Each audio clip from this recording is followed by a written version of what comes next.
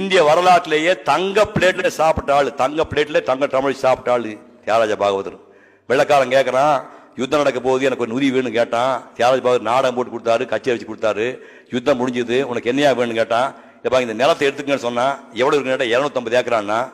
என்ன கொடுக்க பண்ண எடுத்துக்க இல்லாம இனாம எடுத்துக்கா. என் நாட்டை நீ பிடித்து கொண்டு என் நாட்டில் ஒரு பங்குதியை கூறு போட்டு எனக்கே கொடுக்குறியா? நீ எங்க மொத்த நாட்டை குடியா, என் நாட்டை நீ எடுத்து கூறு போட்டு எனக்கு கொடுக்குறியா? வேண்டாம்ட்டான். அந்த இடம் தான் திருவரம்பூர் ஊர், திருச்சி பல திருவரம்பூர் ஊர் ஆயிருக்கு. ஆனால் அந்த தியாகராஜ பாகவதர் இறந்து போன போது 110 ரூபா கொடுத்து பாடியை வெளியெடுக்கிறதுக்கு ஜெனரல் ஆஸ்பத்திரியில் ஆள் வரவில்லை. புகழ் புரிந்து கொள்ளுங்கள். அப்புறம் ப்ரொடியூசர் எம்ஏ வேணு வந்து பாகவதர் பாடியை திருச்சிக்கு எடுத்துட்டு போய் அடக்கம் பண்ணார். அது வேற விஷயம். எவ்வளவு பெரிய ஆளா இருந்தா இதுல தப்பிக்கவே முடியாது.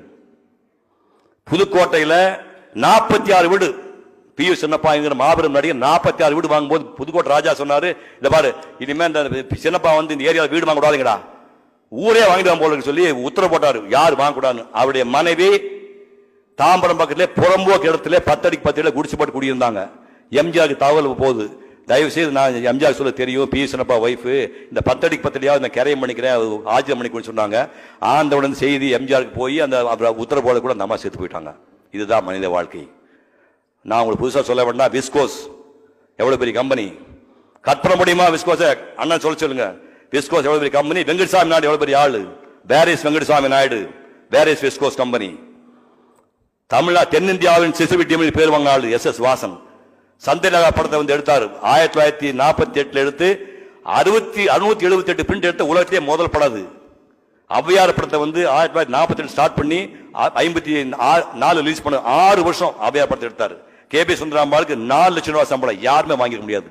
அந்த வாசன் வாழ்ந்த வீட்டில் இப்போ சாப்ட்வேர் கம்பெனி வந்துடுச்சு. போகும்போது எதையும் எடுத்துக்கொண்டு போக முடியாது. உங்க பிள்ளைகளே விட மாட்டான். வரும்போது சும்மா வந்தோம், போகும்போது சும்மா தான் போக போறோம். இந்த மண்ணுக்கு நீங்க ஏதாவது பண்ணிட்டு போகணும். அதுதான் கடைசியில் நிற்கும்.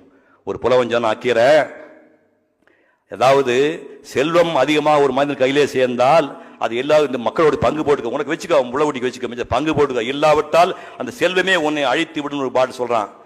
இந்த ஆழிச்சூழ் உலகத்தை தான் ஒருவனே ஆள வேண்டும் என்று நினைக்கின்ற பேராசை பிடித்த ராஜாவாக இருந்தாலும், வனவிலங்குகளை வேட்டையாடுவதற்காக இரவு பகலாக காடுகளிலே சுத்துக்கின்ற காட்டு முன்னாடியாக இருந்தாலும், எல்லாருக்கும் 9 கூட சோறு, உடுப்பது மேல துண்டு கீழே துண்டு, மற்றபடி பசி பிணி மூப்பு இறப்பு காதல் காம இல்லா உண்டுதான். அரசன் ரத்தம் சிவப்பு, ஆண்டின் ரத்தம் சிவப்பு.